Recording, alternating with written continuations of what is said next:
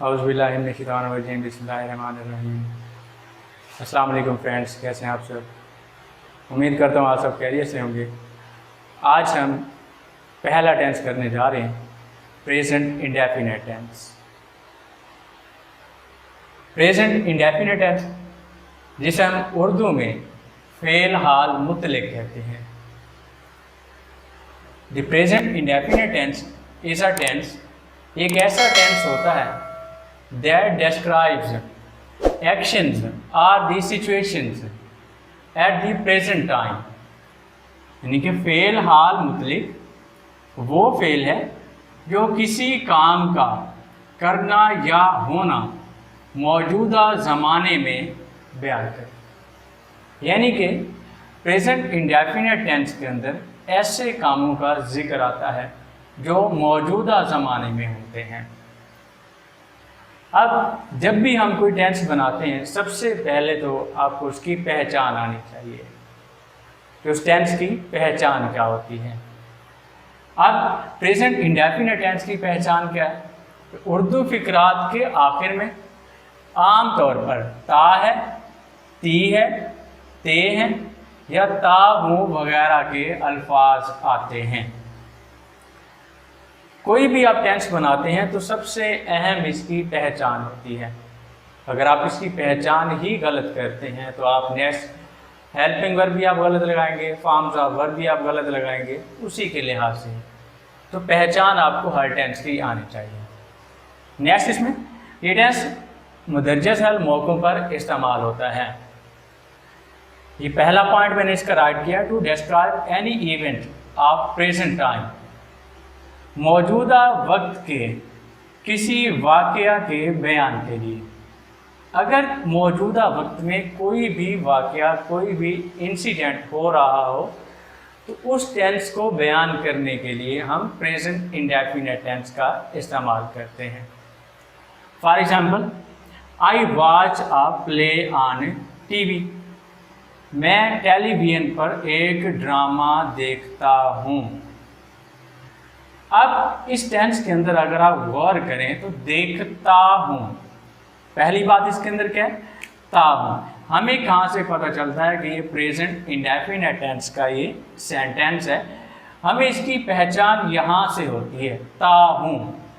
क्योंकि मैंने पहले यहाँ पर राइट किया है कि उर्दू फ़िक़रात के आखिर में आमतौर पर ता है, ती है, ते हैं या ता हूँ वगैरह के अल्फाज आते हैं। अब इसके आखिर में क्या आया है?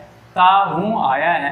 तो मतलब क्या है कि ये प्रेजेंट इंडेफिनिट टेंस का ये फ़िक्रा है। उसके बाद है दूसरा इसका पॉइंट है, किसी आदत को बयान करने के लिए। ठीक है, टू डिस्क्राइब अ हैबिट। कोई भी आदत होती है, उस आदत को बयान करने के लिए हम जो है वो प्रेजेंट इंडेफिनिट टेंस का इस्तेमाल करते हैं।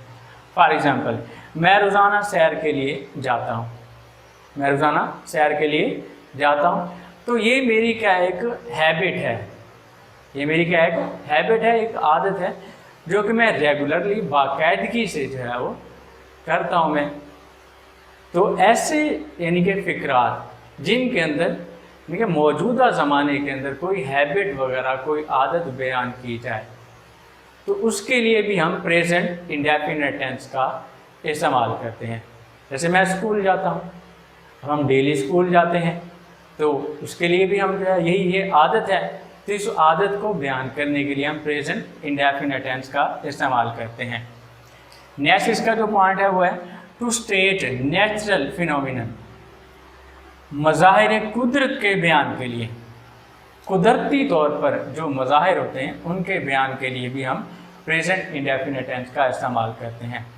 फॉर एग्ज़ाम्पल, सूरज मशरिक़ से निकलता है। सूरज मशरिक़ से निकलता है। The sun rises in the east. The sun rises, सूरज निकलता है, इन द ईस्ट, मशरिक़ से, इन द ईस्ट मशरिक़ से। उसके बाद है नेक्स्ट हम है, अब हम बनाने जा रहे हैं इसके अफर्मेटिव सेंटेंसेस, यानी कि इसके मस्बत फ़िक़रात बनाने जा रहे हैं। ये तो ऊपर वाली इसकी पहचान थी, कुछ इसके पॉइंट्स थे ताकि आपको टेंस की समझ आ जाए। अब नेक्स्ट मैंने इसकी जो है वो अफर्मेटिव सेंटेंसेस, मस्बत फ़िक़रात जो है वो हम करने जा रहे हैं। तो आपको पता होना चाहिए, इसका जो पहला जो पॉइंट है वो ये है कि इसमें वर्ब की पहली फॉर्म या फर्स्ट फॉर्म हम इस्तेमाल करते हैं। इसमें वर्ब की कौन सी फॉर्म इस्तेमाल करते हैं? फर्स्ट फॉर्म हम इस्तेमाल करते हैं।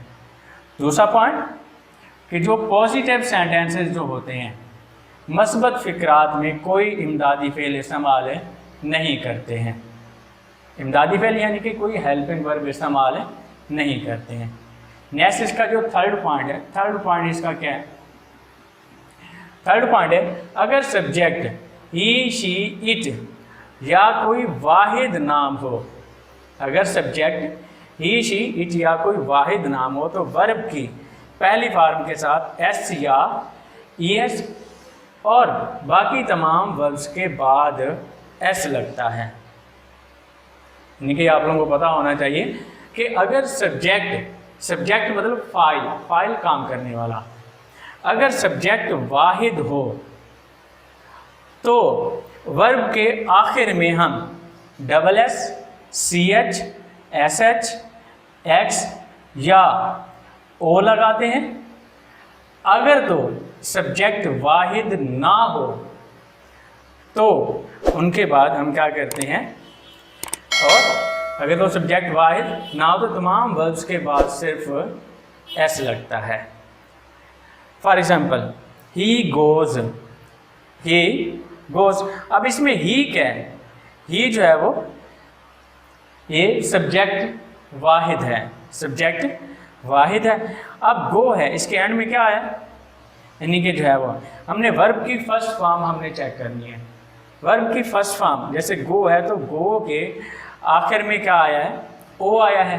तो हमने क्या कहा था, यहाँ पर मैंने राइट किया था कि अगर सब्जेक्ट वाहिद हो, ठीक, और वर्ब के आखिर में double S, C H, S H, X या ओ आए तो हम उसके साथ ई एस लगाते हैं।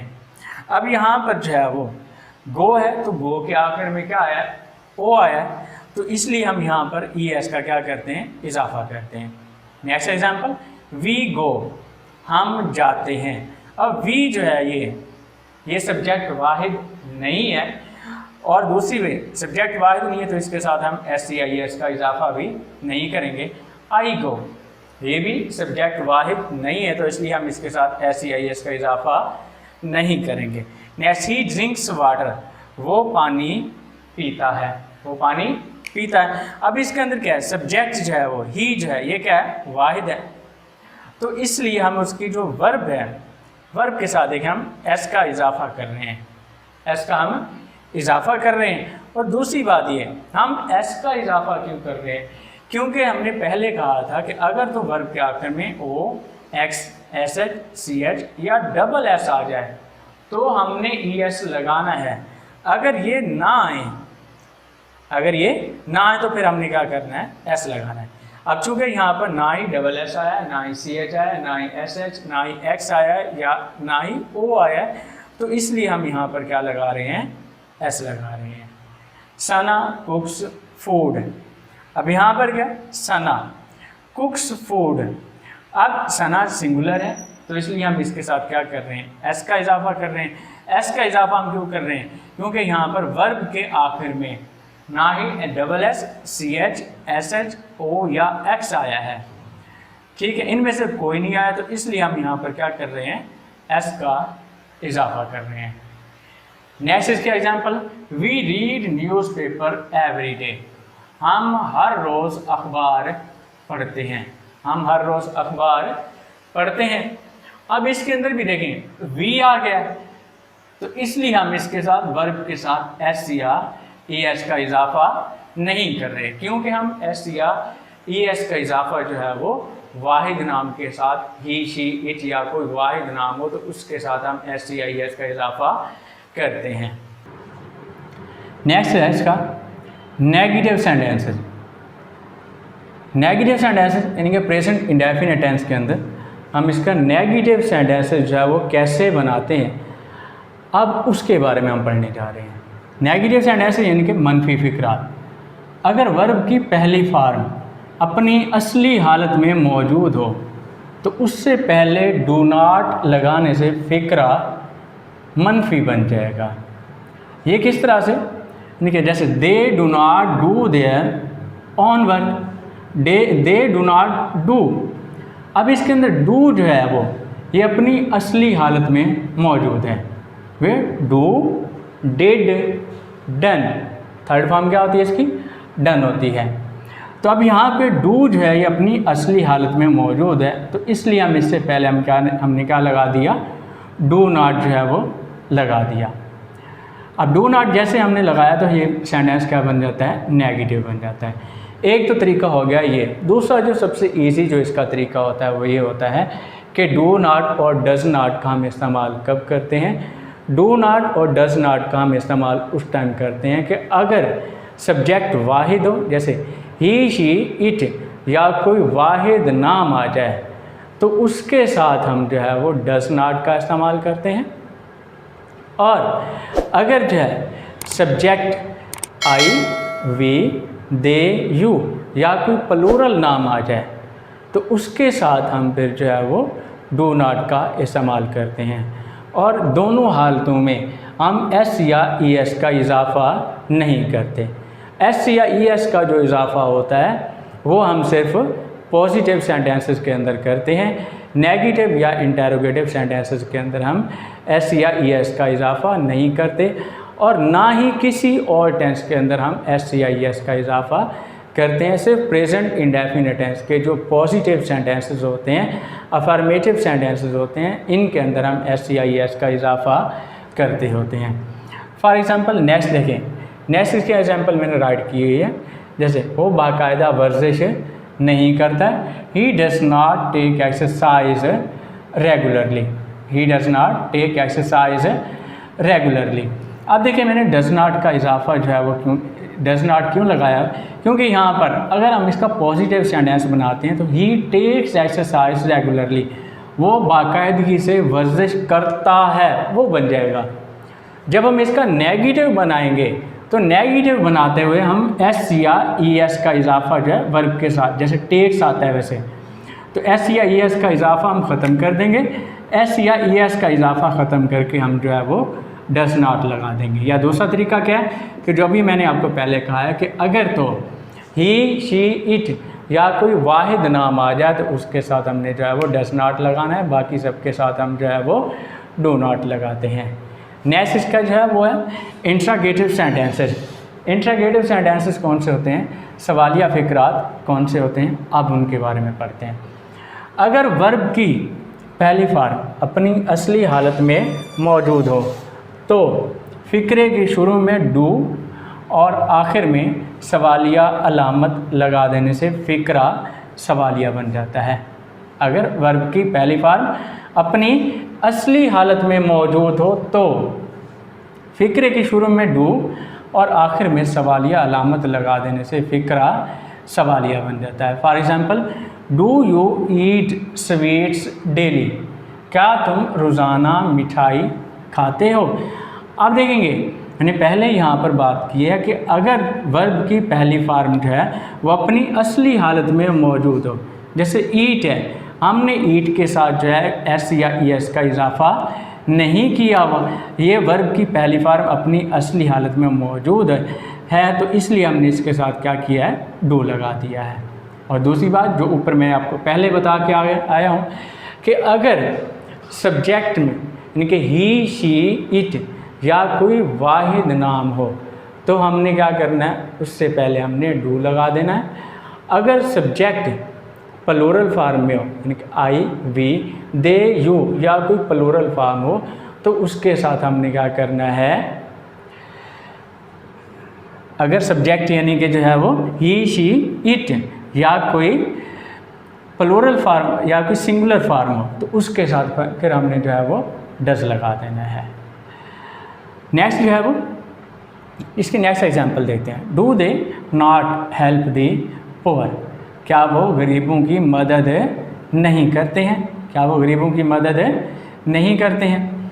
अब नेक्स्ट जो है वो ही, शी, इट और किसी दीगर वाहिद फ़ाइल वाले फ़िक्रों में वर्ब की पहली फॉर्म के आखिर में एस या ES को हटाकर फ़िक्रे के शुरू में डज़ और आखिर में सवालिया अलामत लगा देने से फ़िक्रा सवालिया बन जाता है। वही जो बात मैं आपको पहले बता के आया हूँ कि हम जो है SCIS का इजाफा सिर्फ अफर्मेटिव सेंटेंसेस के अंदर करते होते हैं, नेगेटिव या इंट्रागेटिव सेंटेंसेस के अंदर हम SCIS का इजाफा बिल्कुल भी नहीं करते। For example, does he take exercise regularly, क्या वो बाकायदगी से वर्जिश करता है। अब यहाँ पे देखें, अगर हम पॉजिटिव सेंटेंस की बात करें तो ही टेक्स एक्सरसाइज रेगुलरली, वो बाकायदगी से वर्जिश करता है।